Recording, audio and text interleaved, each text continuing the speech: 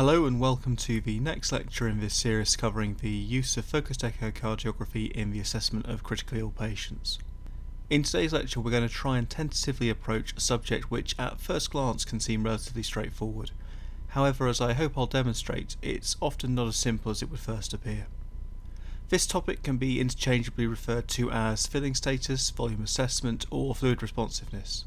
To my mind, these labels, whilst not identical, are all alluding towards the same question, which is a question that's important to clarify if we're going to have any hope of answering it.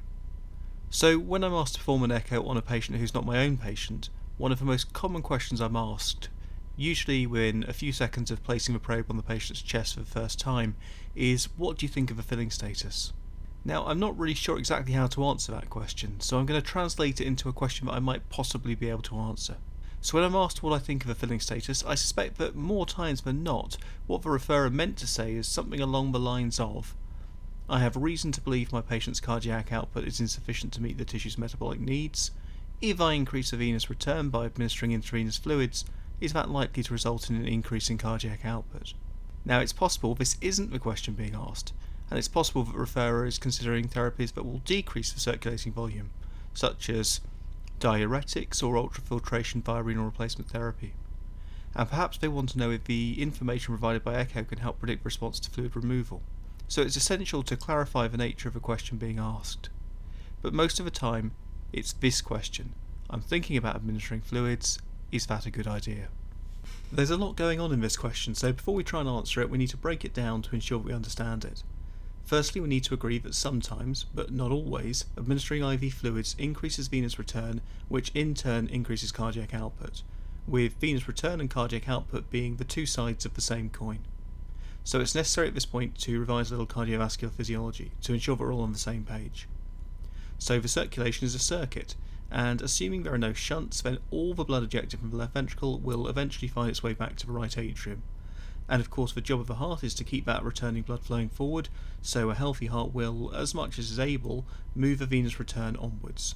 A heart that is able to move blood forward will maintain a low right atrial pressure, and if the heart can keep the right atrial pressure low, then it's not limiting venous return, and it's not limiting cardiac output.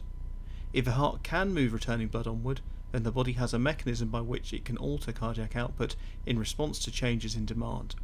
So by relaxing or constricting peripheral veins, the body is able to influence how much blood returns to the heart. A model we can use to help us understand these relationships and to understand the pathophysiology of certain disease states is that proposed by Guyton. So in this model we describe the venous system as containing an unstressed volume and a stressed volume. What do we mean by these terms? If we imagine we have a blood vessel that's empty and we start to fill it, the unstressed volume is the amount of blood we pour into that vessel without exerting any pressure on the vessel wall.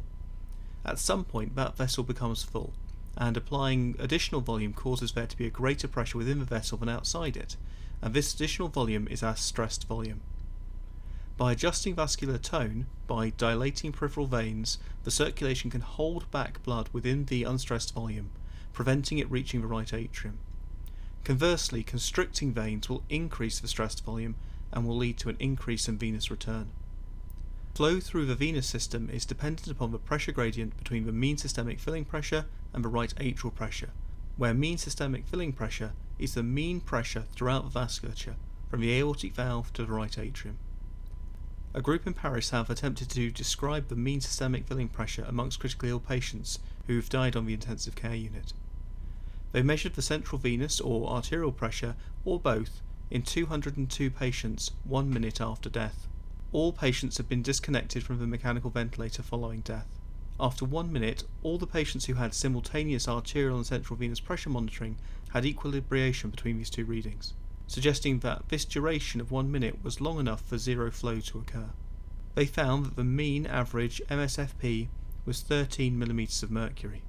But as these figures demonstrate, there was significant variation in the values recorded, ranging from low single figures up to more than 25 mm of mercury. It appears that for critically ill patients within the ICU, a wide range of mean systemic filling pressures are possible. Clearly, for any individual, the MSFP needs to be higher than the right atrial pressure for any venous return to occur. We can plot this relationship on a graph whereby pressure is on the x-axis and flow is on the y-axis. This graph allows us to demonstrate that for any given mean systemic filling pressure, venous return will decrease or increase as right atrial pressure rises or falls. Let's put some example values in to see this in practice. Let's imagine that we've got an MSFP of 10 mm of mercury, so when the right atrial pressure is also 10, then there'll be 0 venous return. So this is the point at which our curve intercepts the x-axis. So a much more likely right atrial pressure for our healthy individual will be somewhere around about 3. Now we can see that as right atrial pressure increases, the venous return curve shows us that our venous return falls. And the reverse is true, such that a fall in right atrial pressure will result in a rise in venous return. The angle of the slope of this curve reflects resistance within the venous system. Let's imagine that our venous resistance doesn't change, but our patient's mean systemic filling pressure rises from 10 to 13.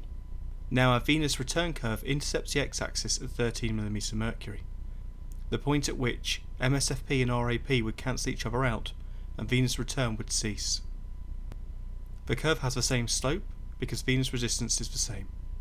Now for the same right atrial pressure we should expect a greater venous return. And of course the opposite is true. So if we draw a curve representing a mean systolic filling pressure of 7, then we get less venous return for that same right atrial pressure. If we add volume to the circulation by administering a bolus of intravenous fluid, then we are immediately adding to the stressed volume, and we're increasing the MSFP. Conversely, if we remove volume, then the MSFP will fall. How great an impact this has on venous return will be dependent on the relative change in MSFP and right atrial pressure. If we administer fluid and the right atrial pressure rises by the same amount as the mean systemic filling pressure, then we shouldn't expect any increase in venous return.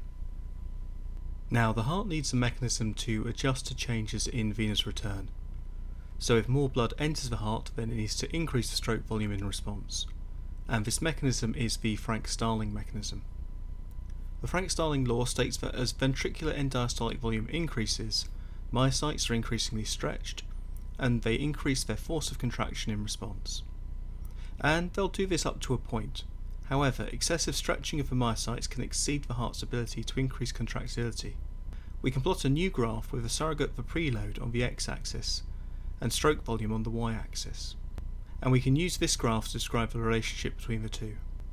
Typically, when I see this graph drawn, left ventricular end-diastolic volume occupies the x-axis, but of course the same relationship is taking place within the right ventricle. Now, there is no one graph that can be applied universally, and there will be individual graphs for individual hearts at individual moments in time. However, a general rule is that up to a point all hearts will increase their stroke volume in response to increased preload, and we refer to this as the steep portion of the Frank-Starling curve. Similarly, all hearts will eventually become overwhelmed and will either have a negligible rise in stroke volume to a greater preload, or potentially, once you reach the extreme, suffer a fall in stroke volume, and we refer to this as a flat portion of the curve. As with the venous return curve, the graph is not fixed. A heart can start to increase its output for a given preload, perhaps due to sympathetic stimulation. The curve moves up and to the left. Or perhaps the heart begins to fail due to intrinsic cardiac disease, and now the curve moves down and to the right. Now, for a given preload, there is less cardiac output than before. If we superimpose the graph of venous return and the graph of the Frank-Starling curve, then we have a model that we can use to describe the relationship between mean systemic filling pressure, right atrial pressure, cardiac contractility, and cardiac output. Let's consider several disease states and use this model to try and understand the cardiovascular physiology, and how being able to understand the individual patient's circulation will allow us to tailor our treatment. For our first example, let's consider a case of acute hemorrhage. Let's keep it simple and imagine that our patient has an isolated injury to a large central vein. As blood starts to leave the circulation, both the MSFP and right atrial pressure may fall, but the MSFP will fall to a greater degree. If the body made no attempt to compensate, then the venous return would fall, and obviously the cardiac output would also fall. Of course, in a healthy individual, the body will attempt to compensate.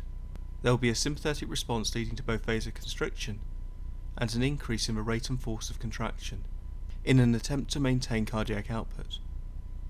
If the bleeding continues, then these compensatory mechanisms will become overwhelmed. Our treatment here is twofold. We need to restore the circulating volume by refilling the circulation with blood products, but we also need to remember to stop the bleeding. For our second example, let's consider a patient who develops a systemic inflammatory response to bacterial infection, so a sepsis model. Here there are a couple of mechanisms which will reduce the mean systemic filling pressure. There will be vasodilatation, which reduces the stressed volume, and in addition there may be a leak of fluid out of the circulation into the tissues. If our patient is lucky, their heart will work to counter this by increasing the force and rate of contraction as required. Of course, the patient may suffer from a septic cardiomyopathy and have a concurrent decrease in myocardial performance, and clearly this is a dreadful situation for the patient, and these patients are among the sickest that we see in critical care. For the sake of simplicity, let's imagine that the cardiac function doesn't alter during the septic episode, so we have reduced venous return due to low MSFP. Adding fluid to the circulation will increase the stress volume, but this benefit is likely to be transient, as much of that fluid will leak out into the extracellular space. So part of the management here is likely to be the introduction of vasopressors to counter the pathological vasodilatation. Of course, none of this is addressing the cause, and so in this scenario restoring the circulation must occur alongside source control and antibiotics. For our third scenario, let's consider a patient with decompensated chronic heart failure. This patient will have pre-existing fluid accumulation, such that both their MSFP and right atrial pressure are both elevated. Even though this patient is hypotensive, giving additional fluid in this situation will produce negligible, if any, increase in cardiac output, and will come at the expense of raising venous pressures and worsening venous congestion. So, every time we're thinking about giving fluid to a patient, before we give that fluid we should think about what sort of response we want to achieve and what sort of response we're likely to achieve. By convention, an accepted definition of fluid responsiveness is a rise in cardiac output by 10 to 15% in response to a fluid challenge. The value of 10 to 15% of course is a relatively arbitrary value. Certainly it might be clinically useful to elicit a smaller rise in cardiac output in response to a smaller challenge, but the problem here relates to the precision with which we can accurately estimate cardiac output. Our monitoring tools invariably have a degree of imprecision, and so if both our pre- and post-challenge measurements are out by a few percent, but in opposing directions, then it becomes difficult to detect small changes with adequate certainty. For this reason, most investigators use a value of between 10 and 15%. Many critically ill patients have central venous catheters in situ which can provide a surrogate value for right atrial pressure, but we can now see how this information alone is inadequate to predict fluid responsiveness. A meta-analysis of 43 research papers investigating the feasibility of using CVP to predict fluid responsiveness found that the area under the receiver operating characteristic curve was just 0.56, i.e. CVP was only marginally better at predicting fluid responsiveness than flipping a coin. It's important to make as accurate a prediction as possible as to the effect of a fluid bolus, as over-resuscitation is not just ineffective, but may also be harmful. There is increasing evidence within the critical care literature of the possible detrimental effects of a consistently positive fluid balance. We now have both observational and RCT data that associates a more positive fluid balance with numerous outcome measures, including greater short-term mortality, greater length of mechanical ventilation, greater length of stay in the ICU, and greater rates of acute kidney injury. Whilst it isn't necessary to review that data in detail here, I have provided some slides that are appearing on the screen now, which summarise the data from a small number of these studies. And if you're interested, then by all means pause these slides and have a read. Often, the history and clinical examination alone provide enough information to allow you to make a decision regarding fluid management. Let's consider a couple of scenarios where I feel the clinical findings strongly suggest the correct course of action. Let's imagine that you're attending a trauma call in the emergency department, and a young previously healthy man is brought in, having suffered multiple stab wounds to the abdomen and lower limbs. He's rousable only to painful stimuli, he's tachycardic and markedly hypotensive, with a non-invasive blood pressure recorded as 70/40. His clothing is soaked in blood. With the information already provided, have you already decided whether or not to give a fluid bolus? If I'm looking after this patient, I'm going to be administering intravenous fluids, which are going to be blood products in the first instance. I don't need any additional information from the echocardiogram, as the pre-test probability that this patient requires IV fluids is already very high. This isn't to say there's no role for echo here. If he has upper abdominal wounds and a long blade was used, then conceivably there could be damage to the structures within the chest, and you may want to look for evidence of pericardial blood and tamponade. And if you're trained in lung ultrasound, you may use this to exclude a large pneumothorax or hemothorax. But using echo to look for evidence of hypovolemia is unnecessary, and may slow down providing a potentially life-saving intervention. Now let's consider another patient. Let's imagine you're caring for a middle-aged man on the ICU who is now well into the second week of his admission. He was admitted with bacterial pneumonia, and having been quite unwell a week ago, he's now in a weaning phase.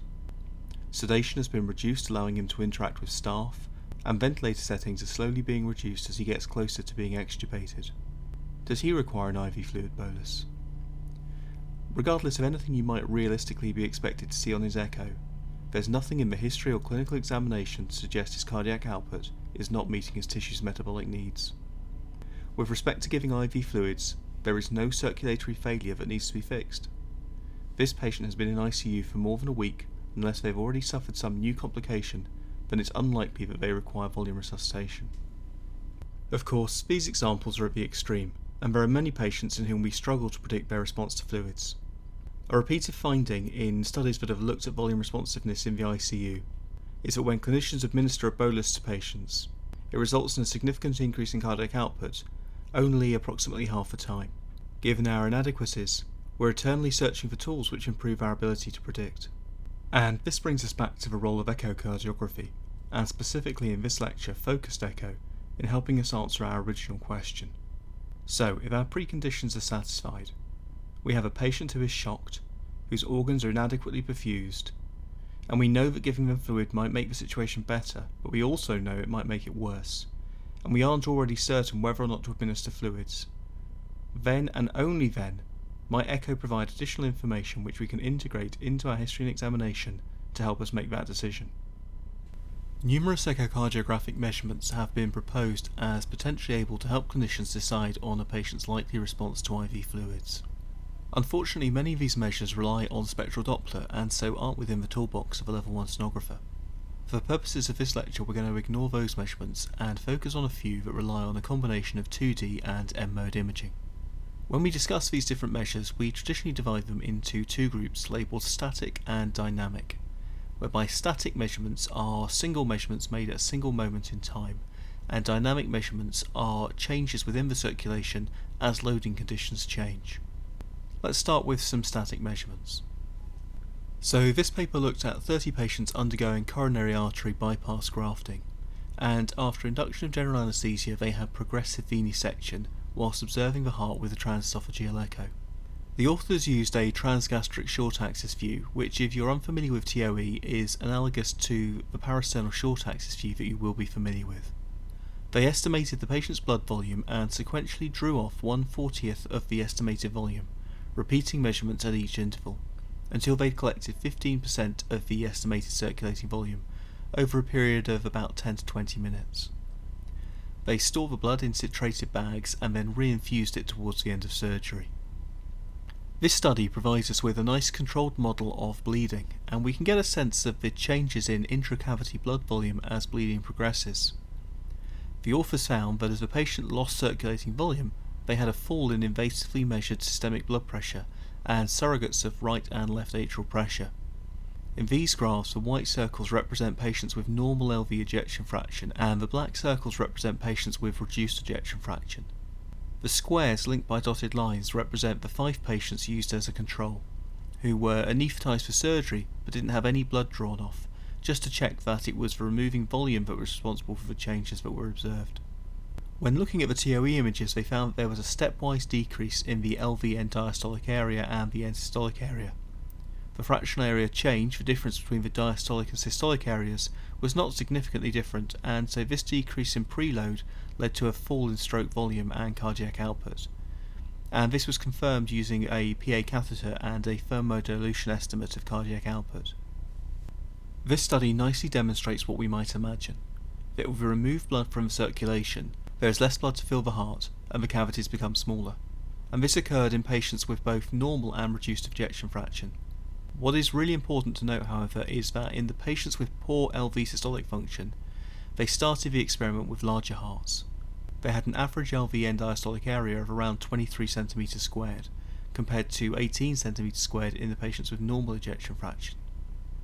And even after they had lost 15% of their circulating volume, the patients with reduced EF still had a greater end-diastolic area than the patients with normal EF had before any blood had been removed. To me, this suggests that a single measurement of LV area is of limited use if you don't know what size the patient's heart is supposed to be, i.e. you don't know what their cavity size was when they were well and euvolemic. In addition, even if changes of LV cavity size were sensitive to volume loss, this doesn't mean that they have to be specific. Perhaps other pathologies in bleeding can also produce reductions in cavity dimensions, but have different treatment strategies. So then what if we look at studies that start by measuring the heart cavities and then assess the response to a fluid challenge? There are numerous studies which have looked at exactly this, so let's consider a few of these. So in this next study, the authors took 15 ventilated patients who were on ICU with sepsis-induced hypotension, and they used TOE to measure end-diastolic area in the transgastric short-axis view. They indexed this to body surface area, which is a really common way we describe measurements in cavity size and echo. Next, they gave a colloid and they used 6% hydroxyethyl starch, and they gave aliquots of 500 ml, with each bolus given over 30 minutes. Boluses were repeated until they failed to produce a 15% rise in stroke volume. So they ensured that all their patients were well filled to the point of becoming non-responders, non-fluid responsive. And they did this in all patients with the exception of one patient who remained volume responsive after having received 2 litres of Hess. So the first thing to note is that in these patients, fluid loading caused end-diastolic area to increase. We can see that the average end-diastolic area was just 9.6 square centimetres per metre squared before they started, and this rose to 11.5 after the first bolus. So this is reassuring. We've seen from the last study that removing volume from circulation makes the LV cavity size decrease, and now we've seen that adding volume to the circulation makes the LV cavity get bigger. The authors then divided the measurements into those which preceded a bolus that did result in a 15% or greater rise in stroke volume, and those that didn't. And the average end-diastolic area was significantly smaller in the first group of measurements. These ROC curves show that there was an association between end-diastolic area and volume responsiveness, but in this study the relationship was only modest, with an area under the curve of 0.77. This next study asked a similar question of 41 patients who were a mix of general ICU patients and patients who had undergone cardiac surgery. Once again, this was a cohort of sedated and mechanically ventilated patients monitored with the combination of TOE and a pulmonary artery catheter. Patients were enrolled only if the treating clinician intended to give a fluid bolus, and they were using a 500 ml bolus of colloid, again a starch, and they were looking for a 20% rise in stroke volume. When they compared the 16 patients who were volume responsive with the group who weren't, they found that yes, the volume responders had statistically significant lower end-diastolic areas, 15 cm squared versus 20 cm squared, and in addition the responders' LV cavity size significantly increased response to volume, which didn't happen in the non-responders. However, we can see that there was a huge overlap between the end-diastolic areas measured in the responders, which ranged from 7 cm squared to 23 square centimeters, and the non-responders, which ranged from 12 to 32. In this study, the area under the ROC curve was just 0.6, so based on this data we'd have to say not a helpful relationship for use in clinical practice. This next study is from a group in South Korea. They've taken 64 patients undergoing off-pump coronary artery bypass grafting, and they've used TOE to measure the LV end-diastolic area just before starting surgery. They've used a fluid bolus of 6 ml per kilogram of ideal body weight, so for a 1.8 metre tall man that would work out around about 450 ml of Hess.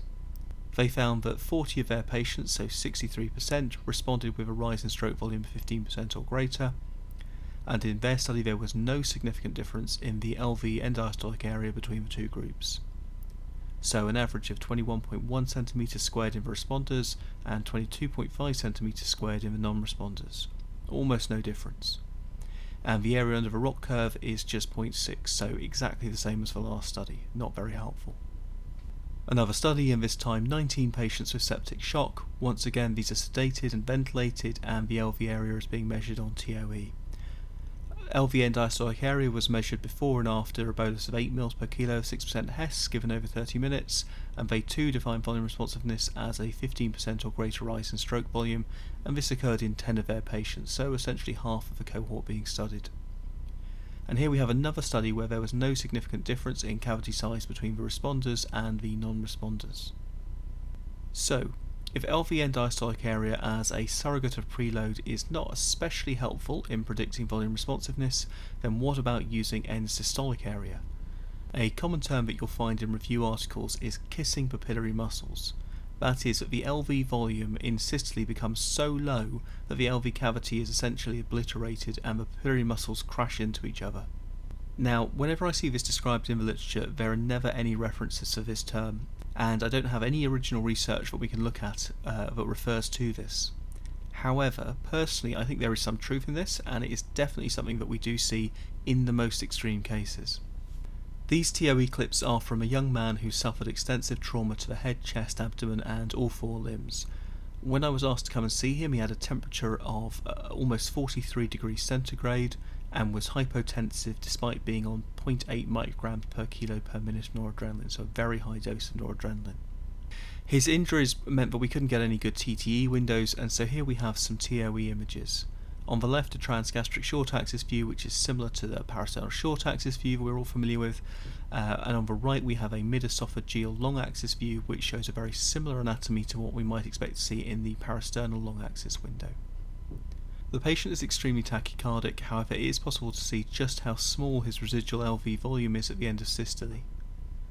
Measuring the LV cavity in the transgastric window, I made his end-diastolic area 13 cm squared, whilst in systole this dropped to just over 2 cm squared, which is almost nothing. So for part of his management he needed volume. We gave him a couple of litres over the next hour, and we were able to dramatically reduce the dose of noradrenaline that he required. So this was an extreme example, and echo was definitely helpful because we could exclude tamponade, and we could exclude impaired cardiac function as contributing to deterioration, which was essential, and in addition it gave us confidence in the idea that volume resuscitation was part of the correct strategy. My personal opinion is that echo findings this dramatic are usually only seen in these extreme cases, when there's already very strong suspicion that the patient needs fluid based on the history and the physical signs. We also need to be aware that there are other pathologies which can result in low LV cavity volumes. These parasternal images are from a middle-aged man with an acute on chronic PE. Here we can see that the LV volume is dramatically reduced at both end diastole and end systole.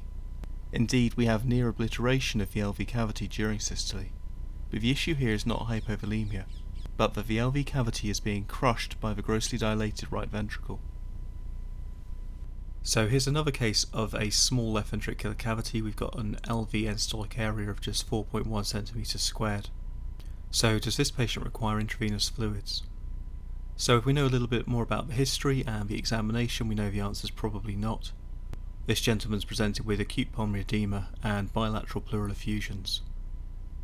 And his LV area is small in systole, not because of hypovolemia, but because he has significant left ventricular hypertrophy, and has diastolic impairment with raised left atrial pressure, and hence heart failure with preserved ejection fraction. Another potential static measurement of preload is the calibre of the great veins which drain into the right atrium. The superior vena cava is relatively difficult to image from transthoracic windows, and even harder to measure. However, the superior portion of the IVC is usually visible from the subcostal window. If it's the stressed volume within the veins that drives venous return and hence cardiac output, then knowing the size of one of those great veins seems like it might provide us with important information about preload. Indeed, in comprehensive TTE, when assessing spontaneously ventilating patients, it's common practice to estimate the right atrial pressure based on part by the diameter of the IVC 1 to 2 cm below the RA IVC junction at end expiration. The patient should be in the supine position, as turning the patient into the left lateral position can cause the IVC size to decrease. Numerous studies have assessed the relationship between IVC size and right atrial pressure, with mixed results. So in this first example there was a positive correlation between IVC minimum diameter indexed body surface area and invasively measured right atrial pressure. However, IVC diameter did not correlate with other measures of RV or pulmonary disease, namely RV ejection fraction, invasively measured PA pressures, or pulmonary vascular resistance. In this next study, the investigators divided patients undergoing right heart catheterization into normal or elevated right atrial pressure, with a value of 8 mm of mercury or greater being considered elevated. They found there was a statistically significant difference in maximum IVC diameter between the two groups. However, there was such a great overlap that knowing the IVC diameter would have been of limited usefulness in predicting whether or not the patient had elevated right atrial pressure. The authors suggest a cutoff value of IVC diameter of more than 23 mm as being predictive of high right atrial pressure. Using this cutoff applied to this population, we can achieve very high specificity, but at the expense of sensitivity. Indeed, using this cutoff with these patients mean that you would miss the majority of patients with elevated right atrial pressure. If we go back to the last study and look again at that graph correlating IVC measurements against RAP, we can see that when we use the same cutoff of 8 mm of mercury, or greater as abnormal, then there is significant overlap in the IVC measurements associated with normal and high RAP measurements. Other studies typically reach the same conclusion, that in spontaneously ventilating patients there is a positive correlation between IVC diameter and right atrial or central venous pressure. But a correlation is not clinically useful unless we can define cutoffs with a good ability to discriminate. This study from Brennan and colleagues tried to establish cutoffs by using a 50-patient strong derivation group to propose cutoff values, and then tested these cutoffs in a 52-patient validation group. Both IVC maximum and minimum diameters had a modest correlation with right atrial pressure. The authors proposed that a maximum IVC diameter of greater than 20 mm could be used to predict right atrial pressure of greater than 10 mm of mercury. When applied to the validation cohort, this was accurate 82% of the time, but had a positive predictive value of just 62%. This data is from spontaneously ventilating patients. What about patients undergoing positive pressure ventilation, who typically have a continuous positive pressure applied to the lungs, which is transmitted to the heart and intrathoracic vessels? This table details a number of studies which have looked at this correlation amongst patients undergoing mechanical ventilation. When compared with the studies which enrolled spontaneously ventilating patients, the relationship appears far weaker. These studies typically demonstrate either no correlation or a weak to moderate correlation. The notable exceptions are two studies in which patients were ventilated without positive end expiratory pressure, so patients who received positive intrathoracic pressure only during the inspiratory phase of the ventilatory cycle, and not during the expiratory phase. In these two studies, the correlation was much stronger, and looks much more like the correlation seen in spontaneously ventilating individuals. My experience of managing critically ill patients undergoing mechanical ventilation is that PEEP is used with very few exceptions, so I think we need to conclude that using IVC diameter to estimate RAP is not that helpful in mechanically ventilated patients. Of course, even if IVC diameter correlated perfectly with right atrial pressure, we've already seen that knowing right atrial pressure is not useful in predicting volume responsiveness in critically ill patients. So it comes as no surprise to see that static measurements of IVC diameter, when taken in isolation, are not particularly helpful in predicting the response to a fluid challenge. In this study, another by Professor Villiers-Baron in Paris, investigators assessed the relationship between IVC diameter at end expiration and fluid responsiveness in 540 mechanically ventilated patients with acute circulatory failure. They defined a patient as being fluid responsive if they had a 10% or greater rise in LV stroke volume, as derived from echo Doppler measurements 1 minute after a passive leg raise. So if you're not familiar with a passive leg raise, this involves starting with the patient in a semi-recumbent position, then tilting the bed so that the legs rise above the torso, which recruits blood from the venous system within the legs. This simulates increasing venous return to assess the effect this has on circulation, but as a diagnostic test it has the advantage over actually administering IV fluids by being fully reversible, so the blood returns to the legs when the patient is repositioned back in the semi-recumbent posture. So was there a difference in IVC diameter between responders and non-responders? Yes, there was. The median diameter among the responders was 18 mm, whilst the median diameter amongst the non-responders was 20 mm. Now, they recruited so many patients that the p-value for this difference was vanishingly small, but this graph shows you just how much overlap there was between the two groups. So if you want to predict fluid responsiveness with a specificity of at least 95%, then you need to set your cutoff at 8mm or less. Conversely, to predict that a patient will not respond to a fluid challenge with a specificity of 95%, you need to set a cutoff of greater than or equal to 28mm. When you set cutoffs this extreme, the sensitivity becomes abysmal. You can improve both the positive and negative predictive value of the test for predicting fluid responsiveness by raising the cutoff to 13mm, but this will drop your specificity to 80%. When we apply these cutoffs to this patient group, we find that over 80% of patients are in that grey zone of uncertainty. So, unless we're faced with an extreme measurement, then IVC diameter is probably unhelpful, and the majority of the time we won't be faced with an extreme result. Whilst IVC diameter in isolation is usually unhelpful, its utility might be improved by adding in an assessment of the change in IVC diameter.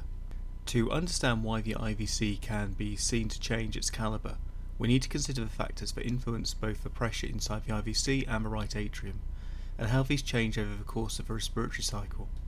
Now, we also see changes in pressure and flow across the cardiac cycle, but I suspect that trying to introduce both of these concepts simultaneously is likely to be confusing, and more importantly, not especially helpful at this juncture. And so we're going to focus just on the impact of respiration, and we'll come back to the cardiac cycle in a future lecture. Now, the IVC behaves differently depending on whether the patient is breathing spontaneously or being mechanically ventilated. So let's first consider the far more common scenario of spontaneous ventilation. So let's take a healthy individual lying supine to allow us to examine them, and the heart sits enclosed within the thorax, and so is affected by the negative pleural pressure, which is in part due to the interplay of the elastic recoil of both the chest wall, which wishes to spring open, and the lungs, which wish to collapse. The IVC is extrathoracic, and so it's influenced by the positive intra-abdominal pressure. At rest, the average pleural pressure is somewhere around -3 to -5 centimeters of water, which equates to between 2 and 3.5 millimeters of mercury. When we take a breath in, the diaphragm moves down and the ribs move up and out, and this makes the pleural pressure more negative. Some of this more negative pressure is transmitted to the intrathoracic right atrium, but not to the extrathoracic IVC. So this increases the pressure gradient between the IVC and the RA, therefore increasing RA filling. Blood leaves the IVC to enter right atrium, and the IVC volume decreases, with an associated decrease in cross-sectional diameter. We can see this clearly in the subcostal IVC view. So here we have a subcostal window with the orientation marker pointing towards the healthy volunteer's head, and the IVC can be identified as it's feeding into the right atrium. So this clip was recorded during quiet tidal breathing, and we can identify different phases of a respiratory cycle by observing how the IVC collapses during inspiration and then refills during expiration. Placing an M-mode cursor through the IVC allows us to create a graph of change in calibre over time. Now, ideally the cursor should have been perfectly perpendicular to vessel walls, and I haven't quite achieved that in this example, but either way it's still possible to identify the different phases of a respiratory cycle. Once again, we measure the IVC 2 cm below the RA-IVC junction, and in this example we have a maximum diameter of 24mm measured at end expiration, and a minimum diameter of 22mm measured during inspiration. We can calculate the collapsibility index by using the formula IVC maximum diameter minus minimum diameter divided by the maximum diameter and multiplied by 100. So here we have a collapse of 2mm over a maximum diameter of 24mm, which means we've observed an 8% collapse. In patients receiving mechanical ventilation and making no respiratory effort, then air enters the lungs not because of pleural pressure decrease, but because of an external pressure generated in the ventilator, which pushes air into the chest. Here, the intrathoracic right atrium is exposed to an increase in pressure, and the pressure gradient between the RA and the IVC decreases. So RA filling also decreases, and the IVC distends, as it's no longer able to send quite as much blood to the heart. So here we have two traces taken from central venous catheters, and on the left is a trace taken from a patient who's spontaneously ventilating. And we can see there's a sharp fall in the mean CVP when the patient takes a breath in. And then to contrast this, on the right hand side we've got a CVP trace taken from a patient who's mechanically ventilated, And here we can see during the inspiratory phase of positive pressure ventilation the CVP rises. So we should expect to see the IVC collapse a little bit when a patient takes a breath in, and likewise we shouldn't be surprised to see a small amount of distension on patients receiving positive pressure ventilation. There are a number of factors that influence the degree to which the IVC changes its calibre over the course of a respiratory cycle, but to help us understand why IVC variability might be of use in assessing the patient's volume status, we're going to consider a simple model which considers just two factors: the central venous pressure and the magnitude of change in the intrathoracic pressures and volumes during respiration. Let's start with our spontaneously ventilating patient. Let's imagine they are euvolemic and they're breathing normally. With each inspiration the pleural pressure falls, let's say from -3 cm of water to -8 cm of water. And this in turn causes the RA pressure to fall and the CVP to fall, and the IVC diameter decreases, the IVC collapses. Now if our patient then becomes hypovolemic, say they suffer some trauma and acutely lose circulating volume, then if everything else about their physiology remained the same, then the RA pressure and the CVP would fall. The IVC calibre would decrease, and for the same change in pleural pressure, we might see an exaggerated degree of collapse. In this scenario, the fall in CVP, which occurs during respiration, is great compared to the mean CVP. Now let's imagine that we re-examine our same patient 24 hours later, having aggressively resuscitated them. So we've stopped the bleeding, and we've administered a variety of blood and products and crystalloids, and now they have a positive fluid balance in the double figures and a CVP to match. Now the same quiet breathing produces a relatively modest pressure change as a proportion of the CVP. But in these examples we're only adjusting one side of the equation. What if we take a euvolemic patient, but now they have an increased work of breathing? Perhaps they've ingested a toxin which has resulted in a metabolic acidosis and they're trying to blow off CO2 to compensate for this. In this example the CVP is normal, but their work of breathing has increased and they're generating greater changes in intrathoracic pressures and great tidal volumes. And this in turn is going to invoke a greater degree of IVC collapse. So this is a key point to remember. If you're going to look at IVC collapsibility in spontaneously ventilating patients, you need to factor into your interpretation the patient's work of breathing. If a patient is working hard, then you should anticipate seeing a greater degree of collapse. And of course this same relationship is also important for patients receiving pure positive pressure ventilation. So when we're considering how much the IVC distends during inspiration, we need to know and consider the tidal volume which the patient is receiving. Regardless of a patient's volume status, we'd expect that a small tidal volume would produce a smaller degree of distension than a large tidal volume. Okay, so that's the theory behind why the IVC changes its diameter across the respiratory cycle. But does that translate into being able to use the IVC variability to predict response to a fluid challenge? There are a vast number of studies that have tried to look at exactly this question, and as you could probably imagine, the results are mixed. Let's start by looking at a recent meta-analysis by Orso and colleagues, which identified 26 studies which try to answer this question. Now, these studies are not homogeneous, and so perhaps it's not surprising that we're going to see different results between the different studies. So first of all, we can see that these studies are looking at different patient groups. The patients have different pathologies, so we have some which take all comers very early in their presentation in the emergency department, some restricted to septic patients or patients who've undergone cardiac surgery who are now in the ICU, to some very specific patient groups such as women with preeclampsia in the operating theatre. So these groups are likely to have different pre-test probabilities for being fluid responsive, and so that makes any test performed differently. Beyond that, the IVC assessment isn't performed the same way in each study. Different studies looked for different levels of collapse or distension. So let's first consider those studies which include patients who are spontaneously ventilating. In these studies, the degree of IVC collapse the authors were looking for ranges from 25% up to 64%. Most of the textbooks and review articles I've seen quote a value of 50%, which was actually only used in 2 of these studies, but is an easy value to remember. Then if we look at the studies which have recruited patients receiving mechanical ventilation, well, this tends to produce a smaller degree of variation across the respiratory cycle. In the studies included in the analysis, the degree of distension considered significant varied from 10% to 46%. There is certainly no one universally agreed value for a significant degree of distension, and different textbooks and review articles quote different values, but these tend to cluster around the 15% mark. Next, if we look at the patients being mechanically ventilated, it isn't always reported how they're being ventilated. We've just stated that one of the biggest factors that will influence the magnitude of the IVC variability is the change in intrathoracic pressure and volume. Well, this isn't always reported, but when it is, we can see that most studies are using tidal volumes between 8 and 10 mL per kilo, presumably of ideal body weight. So if you want to apply these results to your mechanically ventilated patient, then you need to check how is your patient being ventilated. And more than 8 mL per kilo is actually pretty high for modern ICU practice. And so if you're ventilating your patient with less than 8 mL per kilo, you're more likely to get a negative result. So that is, you're more likely to get distension less than the cutoff threshold. And of course this problem is even greater for spontaneously ventilated patients, because not only there will be different work of breathing and tidal volumes between different patients, but these factors will vary within the same patient, breath to breath, whilst you're performing your study.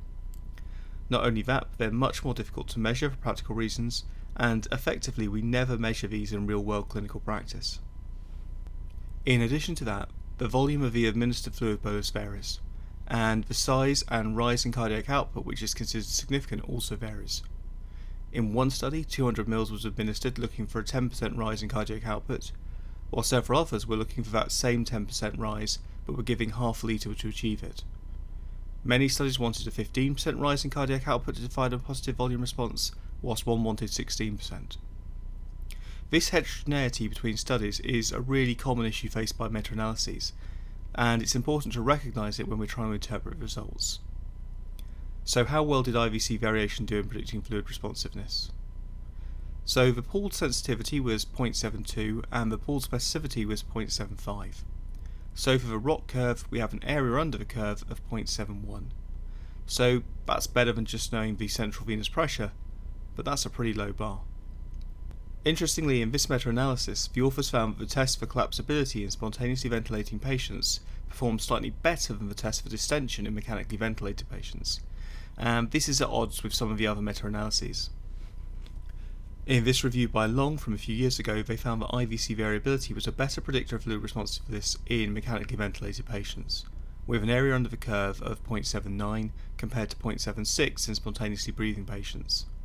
If we look at this table, we can see that the pooled sensitivity amongst spontaneously breathing patients was just 0.52, i.e., if you use a lack of collapsibility to describe a patient as not expected to respond to a fluid challenge, then you'll withhold fluids from almost half of the patients who would benefit.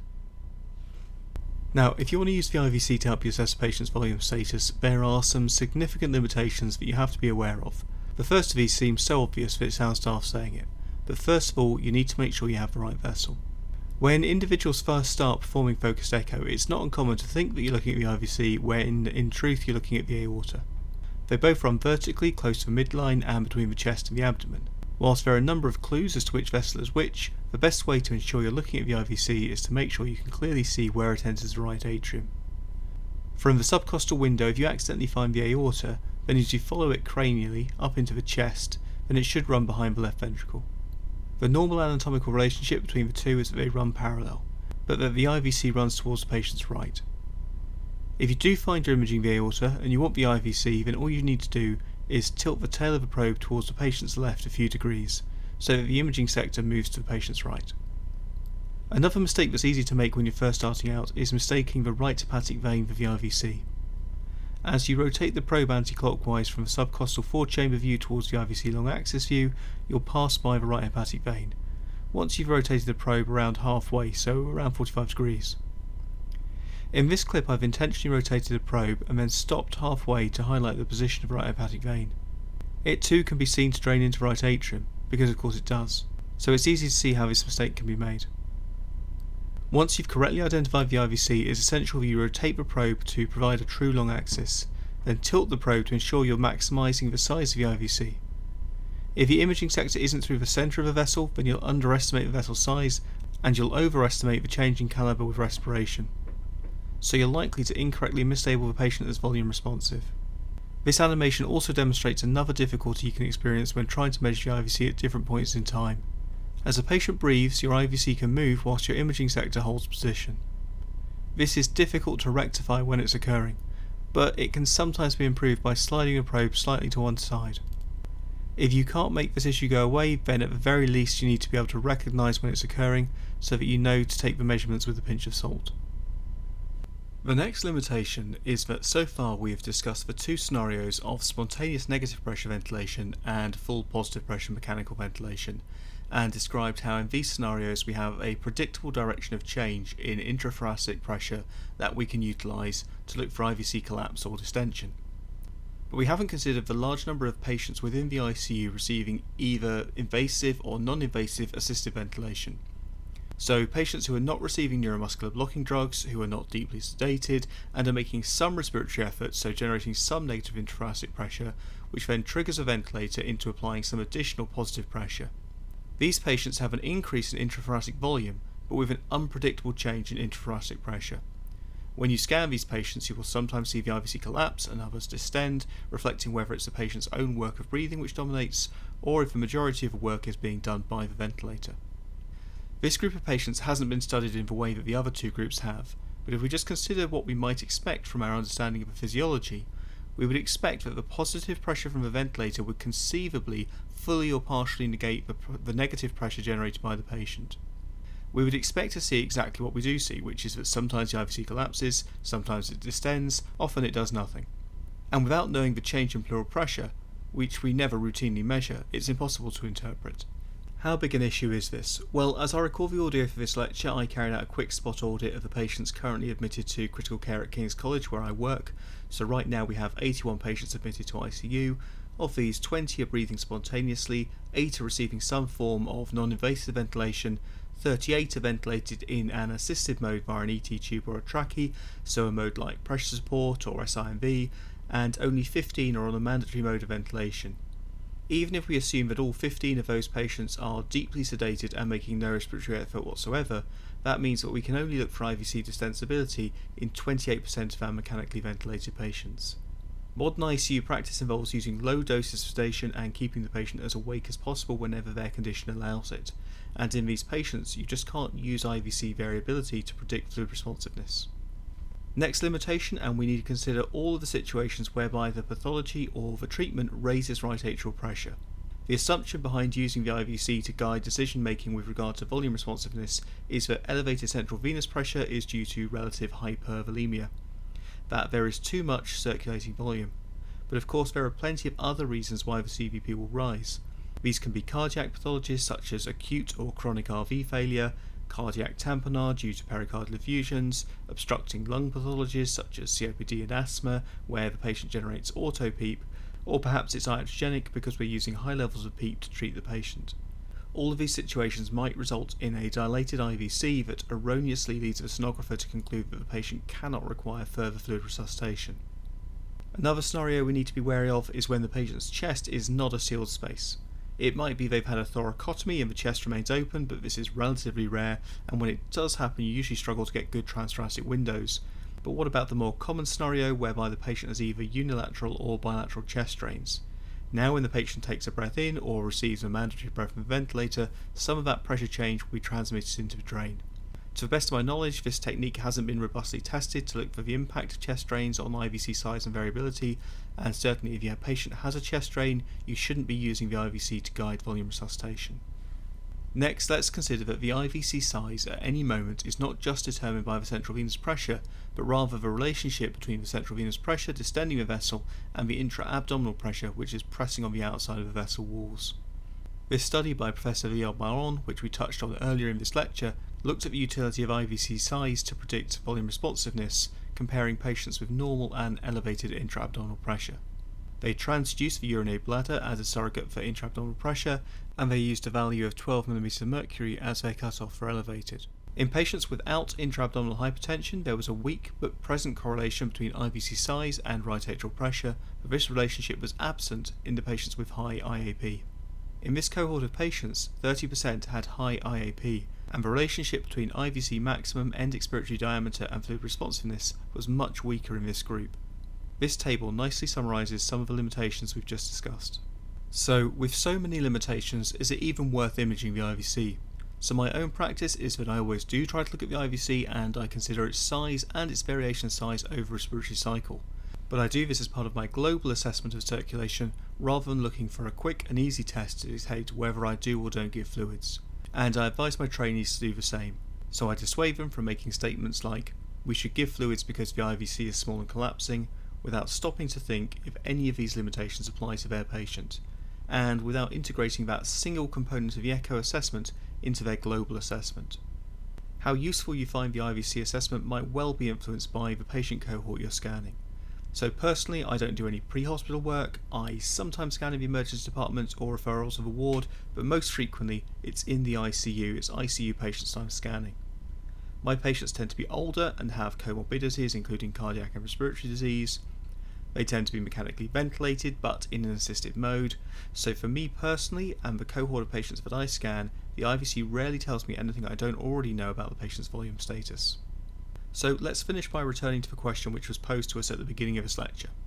We pick up a probe and begin to scan a patient, and as we do, someone asks us, what do you think of the filling status? How are we going to answer that question? First, we need to clarify what they're really asking. Are they really asking us, should I administer additional fluids?